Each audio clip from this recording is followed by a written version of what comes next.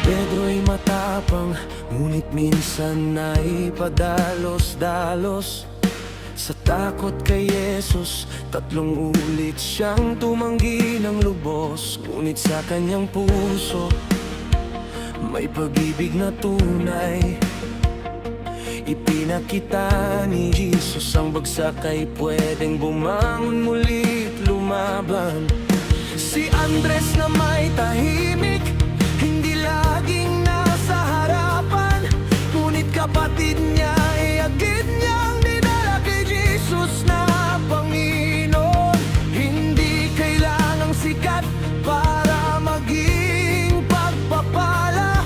Minsan ang tahimik na nag-anyayang nagdadala ng kaluluwa.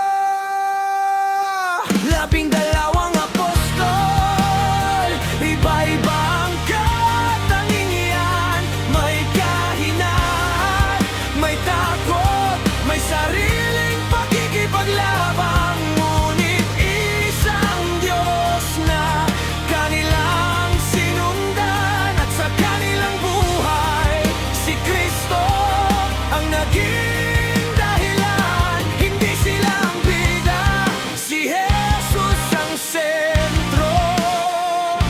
Sa bawat kahinaan, siya ang nagbabago. Sina Santiago Tuon, may tapang at matinding damdamin, ngunit minsan ang galit ay nais nilang pairalin. Tinuruan ni Jesus na hindi dahas ang daan, kundi pag-ibig, pagpapatawad at pusong mapapakumbaba. Sa mundo ngayon, kapag galit ay madaling gumanti. Kapag nasaktan, gusto nating ipakita kung sino ang mali. Ngunit tanungin ang sarili bago tayo magsalita. Ang ginagawa ko ba'y tulad ng itinuro ni Kristo sa akin? Felipe, maraming tanong, nais mo nang makatiyak. Minsan kailangan niyang makita bago lupos na maniwala. Si Bartolome na may tapat at walang pagkukunwari, isang pusong hinahanap ang Diyos ng buong sincerity. Kung tayo man ngayon ay maraming katanungan, huwag matakot lumapit sa Diyos sa panalangin. Ang pananampalataya ay hindi kawalan ng tanong, kundi pagtitiwala kay Kristo kahit di para magtugon. 12 apostol, iba-iba ang katangian. May kahinaan, may takot, may sariling pagkikipaglaban, ngunit isang Diyos na kanilang sinundan. At sa kanilang buhay, si Kristo ang naging dahilan. Hindi sila ang bida, si Jesus ang sentro. Sa bawat kahinaan, siya ang nagbabago. Si Mateo'y dating maniningil ng buwis, ngunit iniwan ang nakaraan nang siya'y tawagin ni Jesus. Hindi mahalaga kung saan tayo nanggaling, kapag tinawag ng Diyos, may bagong simula sa atin.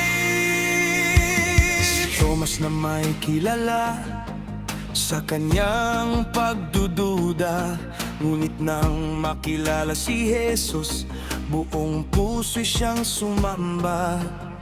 Kapag may sandaling mahina ang nating pananampalataya, lumapit kay Kristo, huwag tumakas sa Kanya.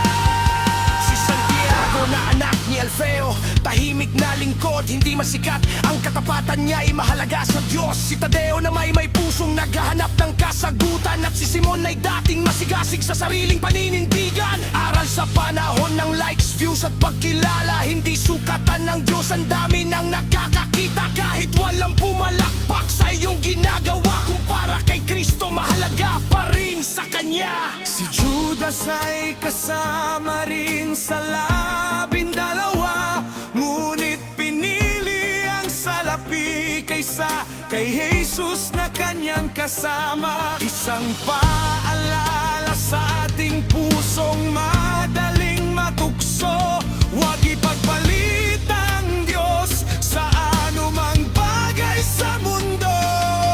Dahil pwede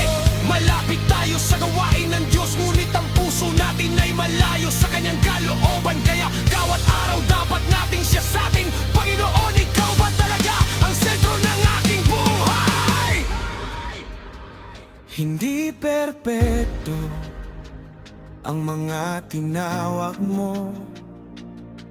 May takot, duda, galit at pagkukulang. Ngunit sa iyong kamay, sila'y naging kasangkapan.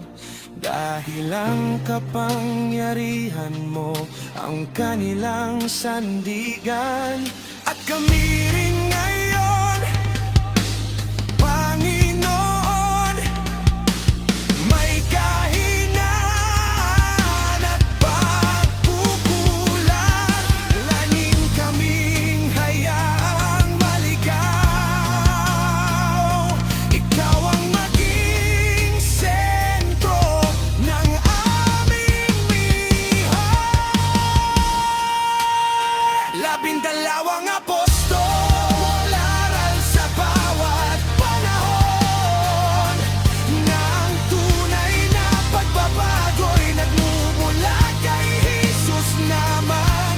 Hindi maaraga kung gaano tayo kahina, kung sa Diyos tayo'y kumakapit, may pag-asa pa sa mundong hahanap na niyaman ang kalangalan. Puro anyeka din piliin ang iyong kalooban. Sa bawat salita, bawat gawa at desisyon, Jesus ang sentro. Ngayon at pagkailanman.